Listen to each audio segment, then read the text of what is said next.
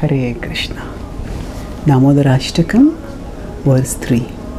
Iti druksva leelabhirananda kunde sughosham nimajantam akyapayantam tadiyeshita geshu bhaktejitatvam punah prematastam shatavriti vande. So here, in the Damodar Leela, the Leela itself is described in the two verses. Satyavrat Muni is not so much talking about narrating the Leela in his trance, he's meditating on the beauty and the glory of the Leela. And here now he starts his analysis. He's given some analytical sections earlier also, how the Lord is bound only by love, Bhakti Baddham. But now he goes more into a sweet and relishable analysis. So he says, Iti druk swalila bhir. Swalila, by one's own pastimes. Iti druk. Druk means to see or to make visible. Iti druk. So iti druk can refer to this particular pastime of the Lord, of himself becoming bound by Mother Yashoda, or it can refer to in general the childhood pastimes which is performing Gokula. So Gokule Bhrajamanam was earlier referred to. Iti druk. So in this way, actually this pastime is extraordinary. But even the other pastimes where Krishna steals and Krishna hides and Krishna does all sorts of extraordinary things, they are incomprehensible, not just for the material intellect, but even for the religiously minded intellect. Now, when the Europeans came to India, and in their religion they had a conception of God who was high and mighty, a God who sits in the clouds and who sends down thunderbolts on the sinful and sends them down to hell to burn in the fires of perdition forever. So with this conception of God, they came to India, and then they saw these beautiful images or beautiful depictions in the temple carvings and other places of this sweet little boy who had butter on his mouth and his one hand was in a butter pot. And they say, what is this? Who is this? Yes. What is he doing? So this is God, and he's stealing butter. They just got intellectually short-circuited. Just couldn't comprehend the idea. God as a small boy. How is that possible? And if God is a small baby, why does he have to steal? And if he has to steal anything, why butter? What is so special about butter? So actually, the activities within Leela can be understood only by prema, by bhakti. Without a devotional vision, it can just be incomprehensible. It can seem entirely insensible also, absurd. The pastimes can seem. But when we see with the eyes of love, we see even in this world.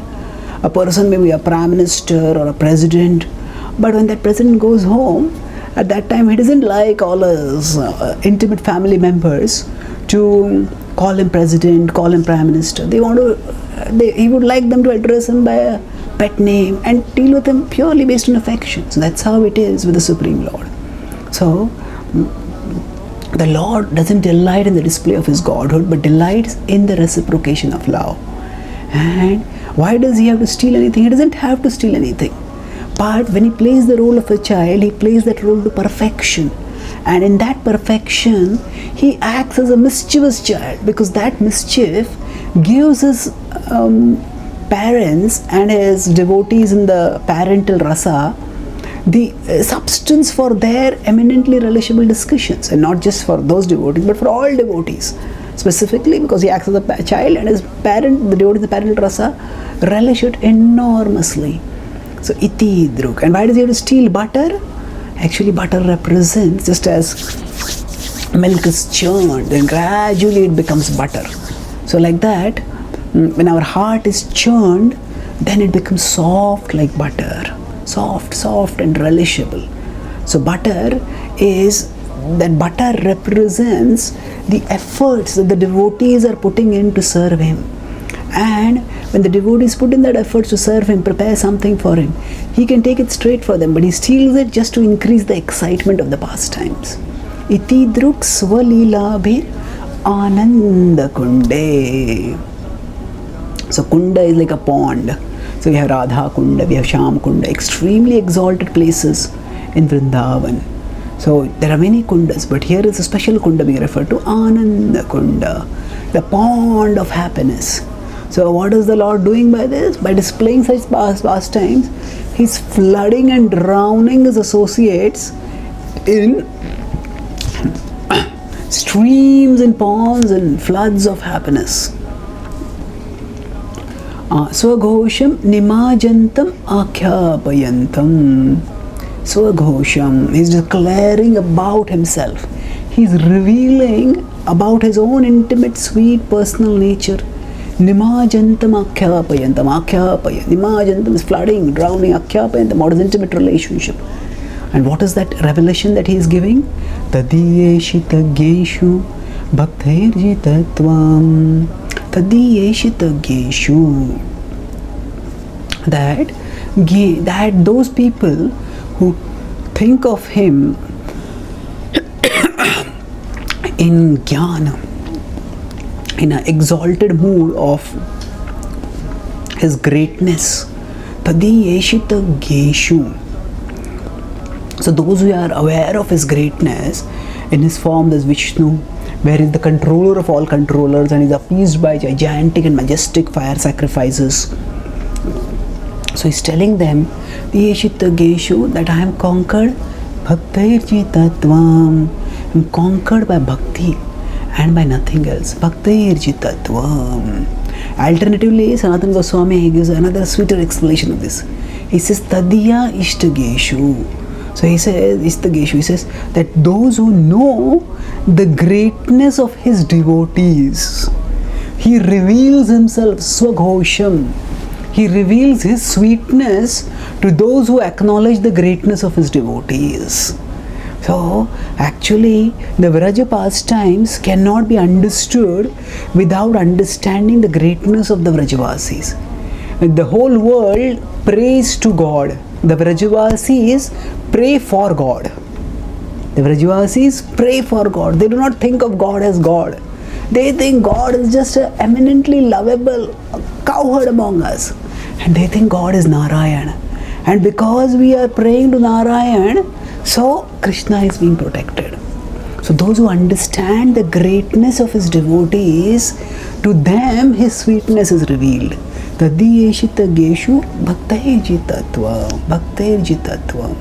He is conquered by nothing except bhakti. And in our life also, most of us, especially those who are born in the Hindu culture, or in India in general, we knew about Krishna. But Krishna was just a mythological or a historical character, just one part of the cultural landscape. We understood him as the all-attractive Supreme Lord when we came to know about his devotees. And through his devotees, they revealed his greatness to us. So, Tadiyeshitageshu bhaktairjitatvam. Those who understand the glory of his devotees, he reveals his sweetness to them. And Puna prematastam shatavriti vande. Shatavriti, hundreds of times, Shata Sahasra, these are superlatives, they express again and again and again. I offer obeisances, Puna prematas, with love again.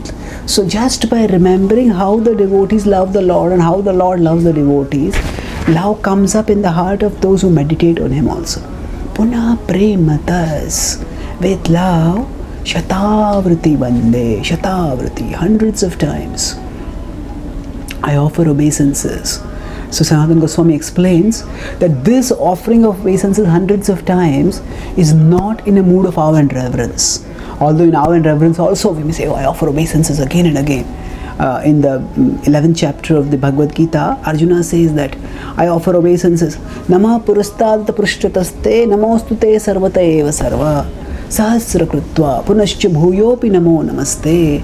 He says he wants to offer obeisances to the Vishwarupa, but where will he offer obeisances? The Vishwarupa is all is everywhere. Is everywhere.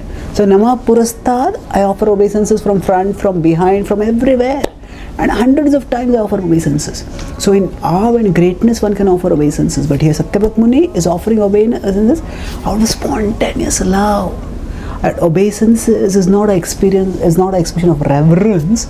It's an expression of appreciation of the pure devotion and resulting emergence of pure devotion in the heart. That's why Puna Premata. So that one day is not out of Aishwarya, the one day is out of Prema. To such a Lord I offer obeisances again and again and again. So just as love is arising in the heart of Satyavrata Muni on meditating on the Lord's sweet pastime, similarly we can pray that, oh Lord, let devotion arise even in my heart. Thank you.